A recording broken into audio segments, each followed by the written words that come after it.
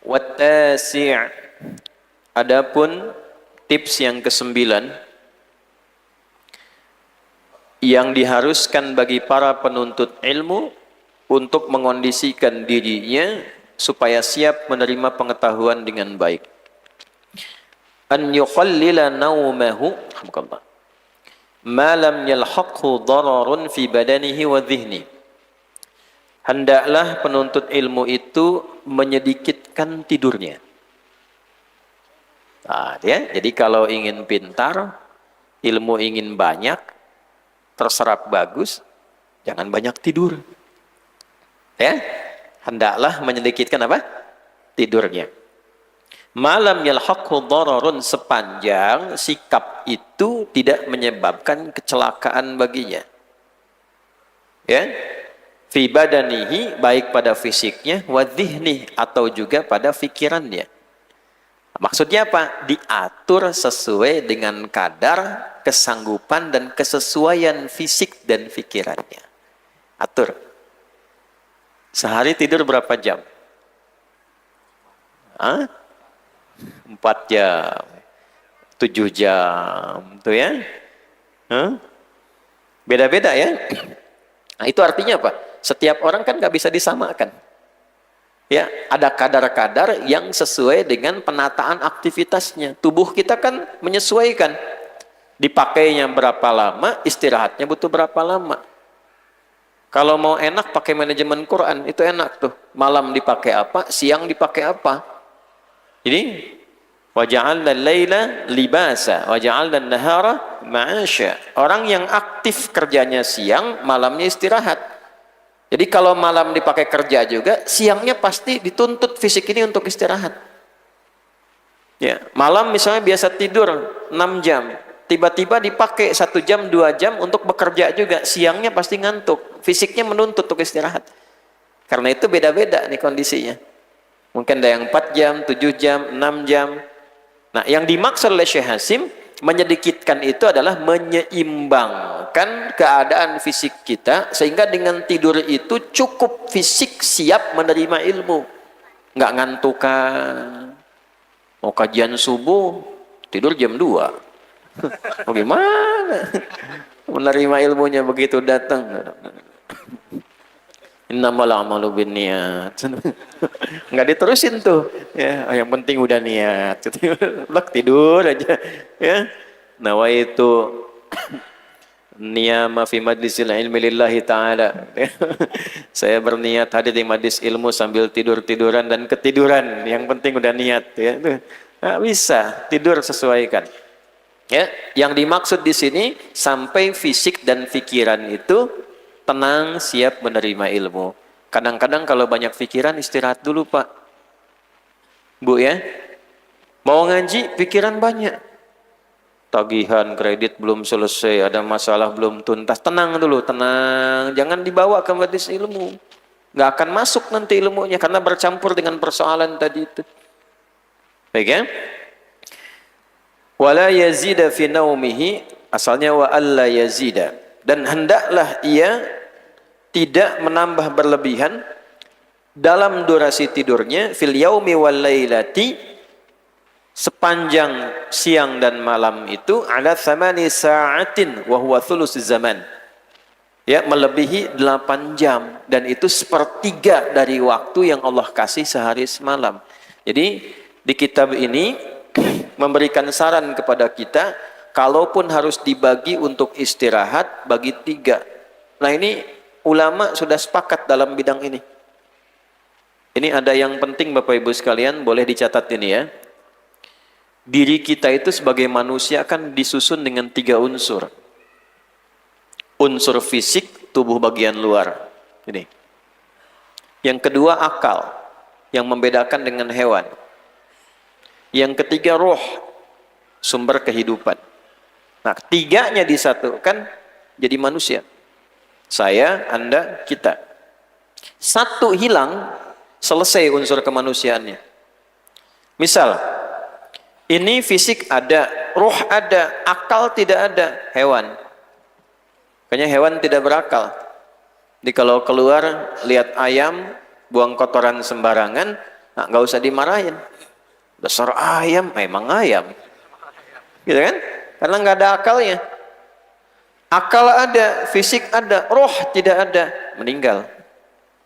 Selesai. Jadi mayit. Kalau sekarang masih mayit, ada tasdidnya. Innaka mayyitun. Anda mayit pakai tasdid. Ya, masih hidup tapi CM, calon meninggal.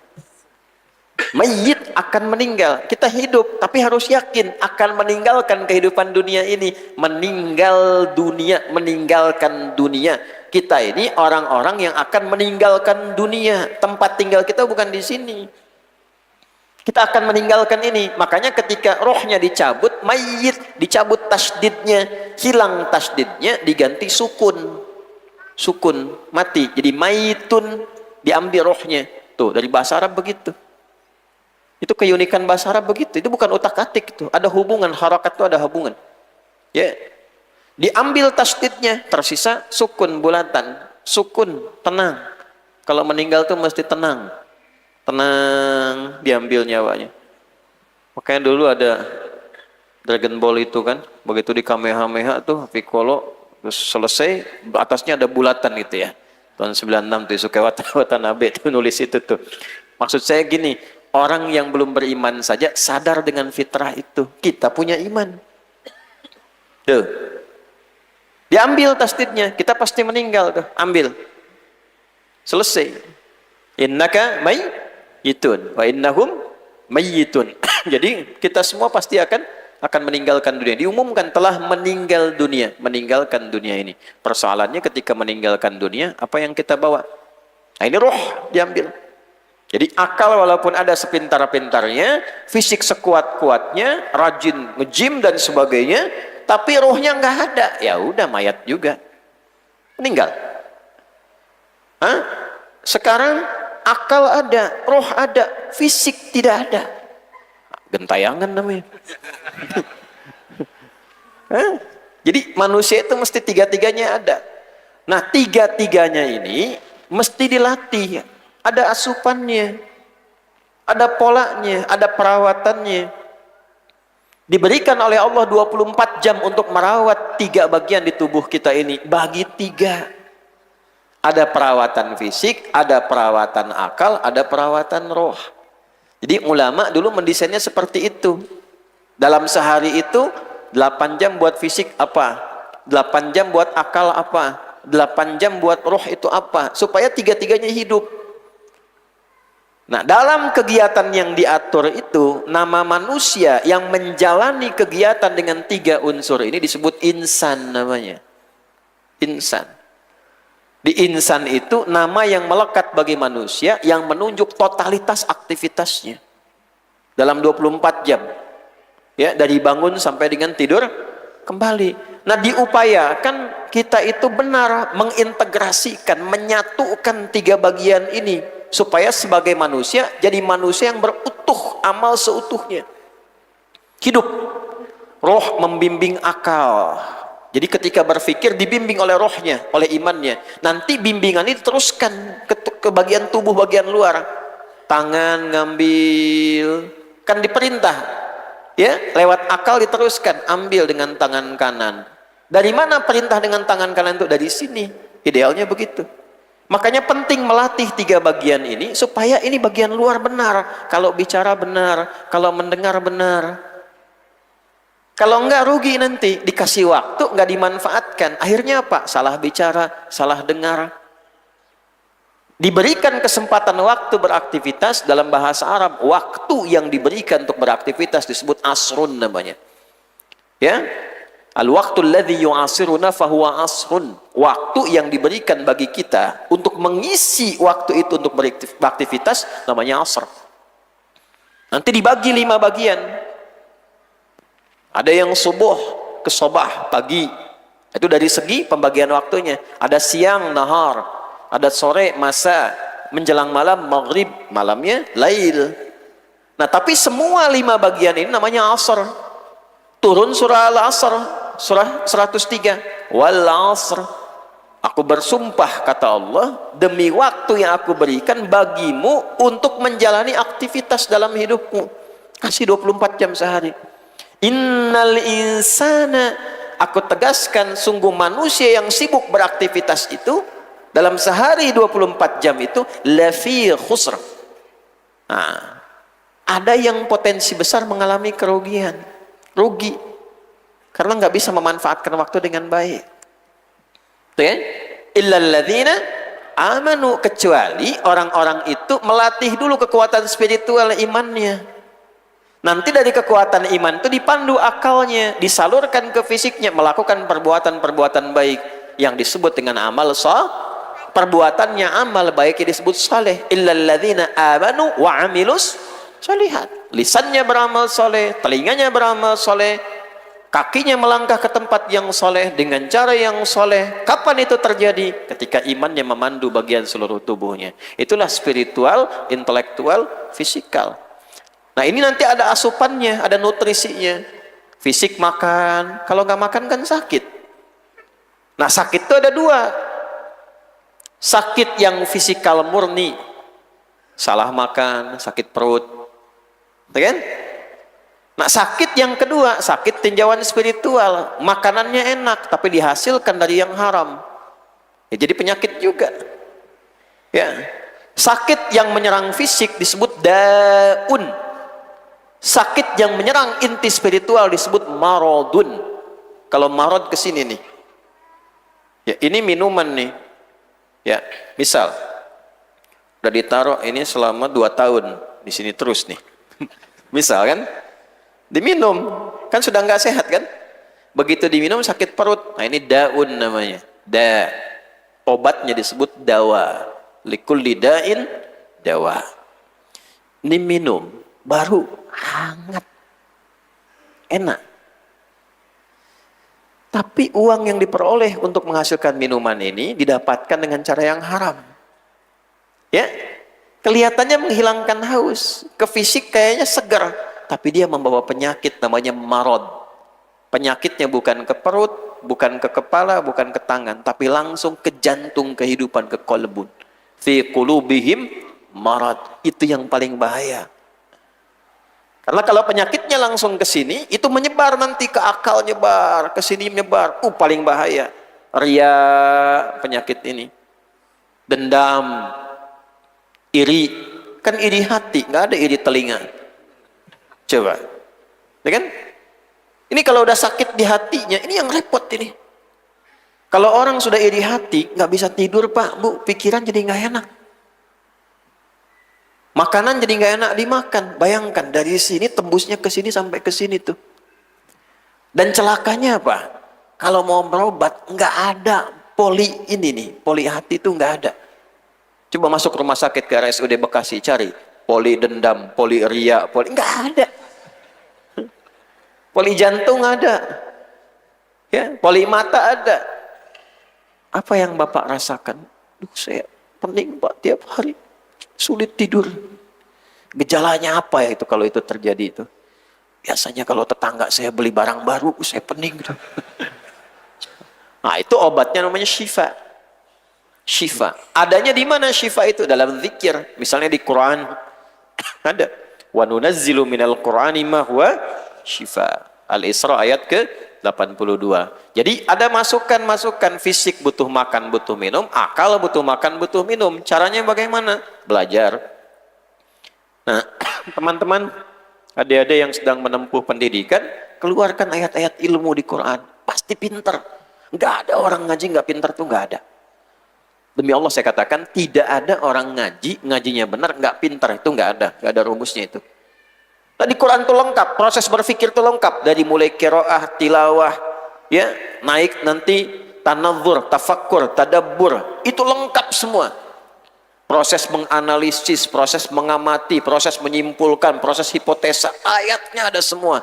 Bahkan yang paling dahsyat, lihat apapun kalau sudah jadi manusia Quran, itu langsung diriset. Dan tingkat tertingginya langsung ingat Allah.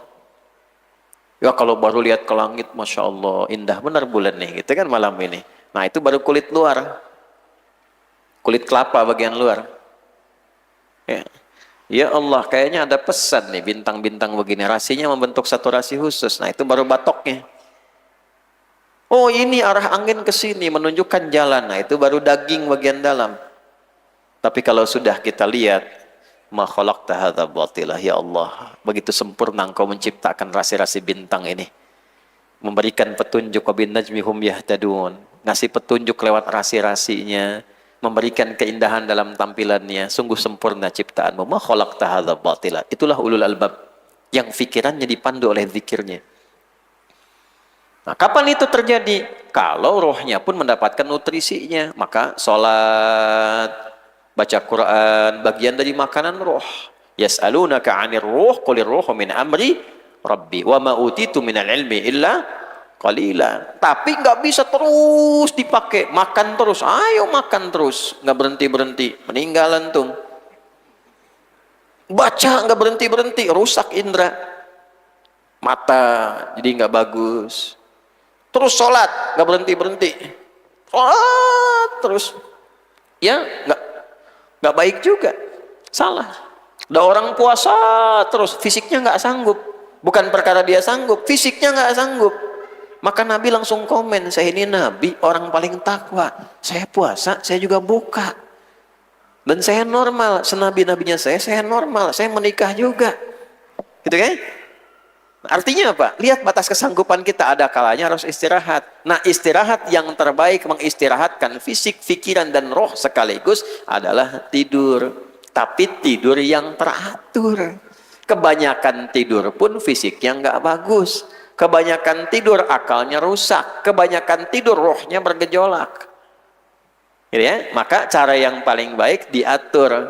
Hendaknya kalau masih latihan 8 jam, tidak lebih dari itu. 8 jam itu dibagi sehari semalam plus tidur siangnya. Bukan malamnya 8 jam, siangnya 3 jam. Hah? Jadi malam misalnya 5 jam. Berarti nanti siang dibagi, ya. Nanti membaginya ada lagi waktunya, di sini belum disebut nih. Misal habis subuh, itu waktu yang kurang baik buat tidur. Kurang baik. Cari rizki-rizki yang Allah telah berikan. Bisa rizki untuk akal. Menghafal tuh bagus, pada subuh menghafal. Nanti untuk mengulang sore. Jadi kalau mau menghafal Quran atau ilmu-ilmu lain, mulai pada subuh mulai menghafal. Itu tenang, itu enak, cepat masuknya. Ya. Kalau siang itu beda. Siang menghafal, susah masuk, cepat keluar. Siang itu. Ya. Kalau sore cepat masuk, cepat keluar. Masuk dulu. Istilahnya masuk telinga kanan, masih tembus keluar telinga kiri. Kalau siang masuk kanan, keluar kanan lagi. Kebisingannya banyak, tubuhnya lelah. Kan? Nah, yang paling bagus apa? Subuh. Makanya habis subuh upayakan ya diatur untuk beraktivitas. Kecuali kalau ada darurat memang yang terjadi karena terlalu lelah. Malam ibadah seperti Ramadan. Kemarin kan kadang-kadang gitu ya. Habis subuh tuh langsung istirahat, bangun lagi ibadah lagi karena diisinya seperti itu. Jadi itu yang pertama diupayakan diatur sepertiga waktu yang Allah kasih 24 jam, jadi 8 jam. 8 jam bagi sehari semalam. Ya, berdasarkan aktivitasnya. Kurang dari itu bagus. Semakin sedikit bagus, tapi tidak mencelakakan fisik dan pikirannya. Nanti insya Allah kalau sudah berlatih, riyadhahnya bagus, nanti akan seimbang. Misal bangun jam berapa? Rata-rata ini, jam 3. Jam 3 ya. Nah, kalau nanti dilatih bangun jam 3, terus tubuhnya akan menjadi alarm bagi dirinya. Setiap jam 3 itu udah bangun tuh. Terus. Tidur jam berapapun, biasanya jam 3 bangun. Walaupun nanti kalau salah formulanya, tetap ada tuntutan. Walaupun bangun jam 3, ada tuntutan. Pengen merem lagi sebentar. Merem lagi sebentar. Diupayakan seimbang. Ya. Misalnya saya ada aktivitas nih. Sampai jam 1, setengah 2, jam 2, jam 3 tetap bisa bangun. Nah, tapi nanti ada menyesuaikan. Harusnya tidur 3 jam misalnya, tiba-tiba 2 jam. 1 jam, 1 jam setengah misalnya. Nanti nuntut lagi tuh. 1 jam tambah lagi. Jelas ya? Teruskan dulu. Fa in ihtamala haluhu aqalla minha fa'al. Kalau bisa kurang dari 8 jam, maksudnya dibagi itu. Ya, ingat ya. Ibu bapak ingat nih. 8 jam itu kan tidur. Misalnya 8 jamnya aktivitas, 8 jamnya lagi untuk apa? Spiritualnya, gabungin. Jadi kalau 8 jam cari akhirat, 8 jam cari dunia, 8 jam istirahat. Ya, makanya di pekerjaan kan standar rata-rata 8 jam kan kerja. Ya kan? Tuh cari dunia tuh. Antum nih gimana kadang-kadang pengen masuk surga, dunianya 15 jam. Hah? Tidur 8 jam, akhirat cuma 1 jam. Oh, gimana? Dunia lembur, akhiratnya. Waduh. Celaka juga ini. Tapi masuk surganya pengen Firdaus, gimana tuh? Hah? 8 jam akhirat, 8 jam dunia, 8 jam istirahat. Itu yang standar. Kalau bisa dikurangi 8 jam istirahat, bagi 1 jam tambah ke akhirat 9 jam. Hah? Dunia 8 jam. Atau misalnya harus 9 jam dunia, 9 jam akhirat, kan harus seimbang. Wa minhum may yaqulu rabbana atina fid dunya wa fil akhirati hasanah. Itu seimbang. Diniatkan cari dunia untuk akhirat. Jadi kalaupun dikerja, dihitung kerjanya 8 jam, pulang pergi 10 jam, saya akhirat pun setidaknya kualitasnya harus sama. Istirahatnya nanti dikurangi. Dilatih. 8 jam itu dibagi, Bu. Salatnya fardu tambah sunnahnya. Ngaji, masa mau pulang ke akhirat nggak bisa baca Quran, malunya luar biasa ngadep Allah tuh. Pak bapak ya, ngadep pimpinan. Terus kata-katanya belepotan tuh. Ya. Bagaimana kabarnya hari ini, Pak Joni? Nggak akan promosi jabatan, Pak. Ya. Makanya banyak orang menghadap pimpinan siap-siap dulu kan, baca naskah, pelajari begini supaya lancar bicaranya depan pimpinan. Apalagi pimpinan tertinggi. Lancar. Kita pulang mau ngadep Allah. Supaya lancar latihannya, baca firman-firman Allah. Karena nanti saat naik ke tempat yang tertinggi itu, yang diminta baca firman Allah. Karena ketemunya ketemu Allah. Disuruh baca. Dikasih 20 tahun belum bisa baca. 30 tahun belum bisa baca. Dikasih 60 tahun belum mau baca juga, butuh berapa tahun lagi. Ada orang matanya ditunjukkan lewat kuasa Allah, nggak bisa lihat maksiat, nggak bisa lihat matanya tuh. Saya istilahkan nggak melihat maksiat, soleh matanya. Orang mengatakan dia buta, matanya tertutup, nggak bisa lihat, tapi hafal Quran.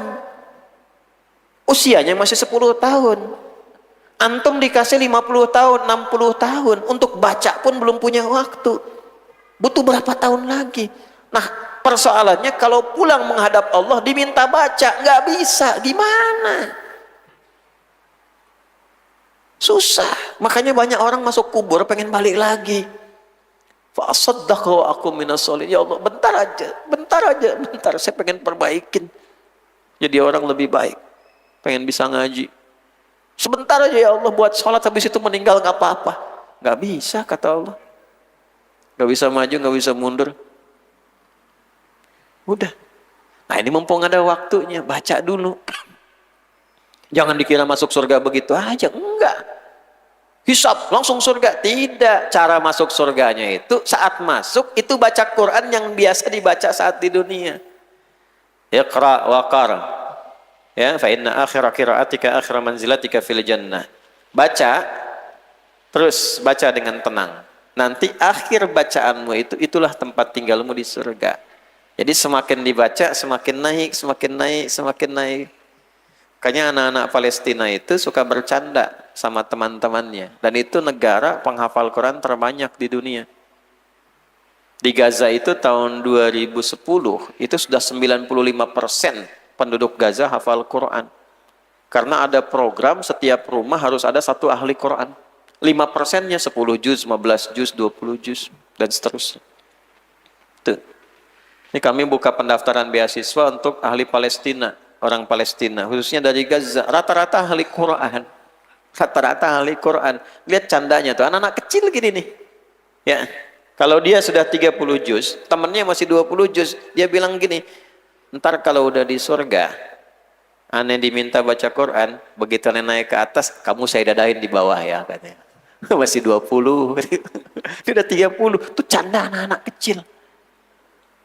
Terus kita yang sekarang ini merasa kasihan dengan mereka. Duka cita, ingin ngasih perhatian. Padahal boleh jadi Allah sayang dengan mereka. Sesuai ajalnya pulang. Engkau orang ribat, jaga Masjidil Aqsa, hafal Quran, sudah selesai gantian dengan yang lain jaganya. Engkau pulang dulu, cukup bekalmu. Nah, kita di mana? Nah, makanya mesti seimbang, manfaatkan waktu dengan baik, minimal punya niat. Berusaha menemui Allah dengan bekal, berusaha ketemu Nabi dengan bekal, ngapalin hadis 1, 2. Jadi ketemu Nabi itu bangga karena hafal hadisnya. Pernah mengerjakan, pernah sujud, ketemu Allah pernah sujud, wah itu luar biasa, indah. Bedanya kita sama setan kan begitu, setan gak mau sujud, kita sujud. Makanya orang sujud tuh keren tuh. Gak ada orang lepas dari maksiat. Antum asal masih bisa sujud, syukur sama Allah. Karena sujud tuh gak mudah. Gak mudah. Wah, saya kalau lagi mau ngerjain setan, sujud saya. Sujud, saya sujud, betul, saya sujud. Nah, saya kalau setan goda nih, udah goda kamu, sujud saya. Tan, sujud saya sekarang, yang kamu nggak bisa tuh. Udah itu enak lagi tuh. Kan setiap kita sujud, setan kan histeris, teriak. Oh, celaka aku, celaka aku. Celaka loh. Celaka aku. Ya, Umar ibn Adam liyasjud fayasjud, fa umirtu biyasjud fala asjud. Anak Adam disuruh sujud, dia sujud. Aku dulu diminta sujud, aku nggak sujud. Celaka aku gitu. Nah, jadi kalau masih bisa sujud, alhamdulillah, syukur. Ya, jangan dengerin komentar-komentar orang. Berusaha lebih baik, terus lebih baik, lebih baik. Ngaji. Jadi ya, nah ini diatur. Tadi caranya ya, istirahat diseimbangkan, dunia akhirat seimbang. Kalau nyari dunia 8 jam, upayakan akhiratnya 8 jam. Atau misalnya gini, ini cara paling keren begini. Niatkan pencarian dunia untuk keperluan akhirat, maka 16 jamnya itu dunia akhirat. Misal kerjanya niatkan karena Allah, jadi ibadah. Itu setiap keluar dengan bismillah, langkahnya dihitung ada pahala.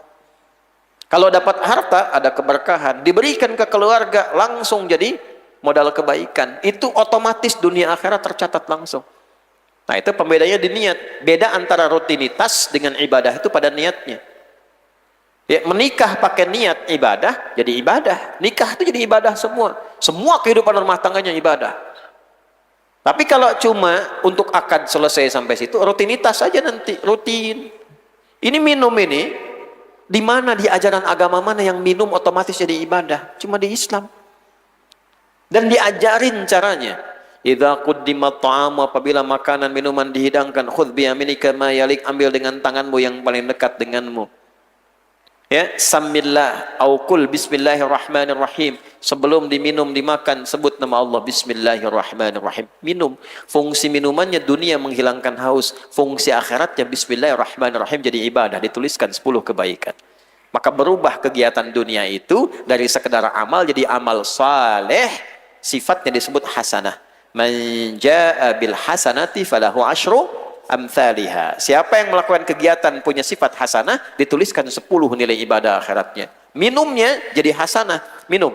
Contoh nih. Bismillahirrahmanirrahim. Alhamdulillah. Walaupun satu teguk kan cuma contoh. Gitu ya. Tapi kalau kita niatkan betul dengan bismillahirrahmanirrahim, selesainya alhamdulillahirabbil tidak ada tempat bagi syaitan masuk dalam seteguk itu. Jadi ibadah. Berpakaian jadi ibadah. Kapan lagi berpakaian jadi ibadah? Naik sepeda jadi ibadah, bismillahirrahmanirrahim. Dan gak akan pernah dipakai maksiat. Ke diskotik bismillahirrahmanirrahim pakai sepeda, gak mungkin. Pasti dipakai ke tempat ibadah, tempat yang baik-baik. Nah, itulah yang dimaksud orang cerdas, menggabungkan dunia akhirat sekaligus, sisanya istirahat. Dalam istirahat pun dia doa juga, tidurnya pun jadi ibadah. Ini 24 jam ibadah semua. Cuma teratur. Jelas ya? Nah, ini yang ketiga. Jadi kalau sudah dikatakan jangan tambah-tambah.